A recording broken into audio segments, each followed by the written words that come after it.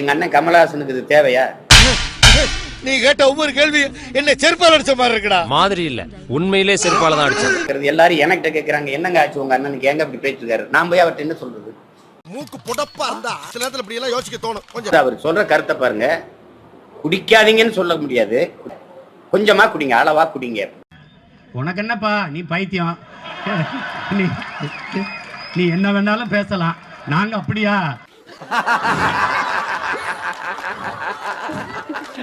சாம்பார் ஆப்பு எனக்கு. அப்பனா என்ன பண்ணும்? எங்க அண்ணன் மாதிரி ஒரு 50 பேரை போட்டு அளந்து ஊத்துங்கன்னு சொல்லு. வெக்கமா இல்ல? அளந்து அதை எங்க அண்ணன் தான் தொடங்கி வைக்கணும். ஐயா ஸ்டாலின் வந்து சிறாரு பாருங்க, எனக்கு ரொம்ப வேதனையா இருக்கு, எனக்கு தூக்கமே வரல அப்படின்னு. நாம் யாருக்கு என்ன தீங்கு செய்தோம்? நமக்கு மட்டும் ஏன் இப்படி எல்லாம் நடக்கிறது? அந்த சொக்கநாதரின் திருவிளையாடலை நம்மிடம் தான் காட்ட வேண்டுமா? தூக்கமே வரல அப்படின்னு. ஒண்ணு இல்லைங்க, அந்த பொட்டலத்துல போடுங்க, நல்லா நிம்மதி. சாம்பார் ஆப்பு எனக்கு.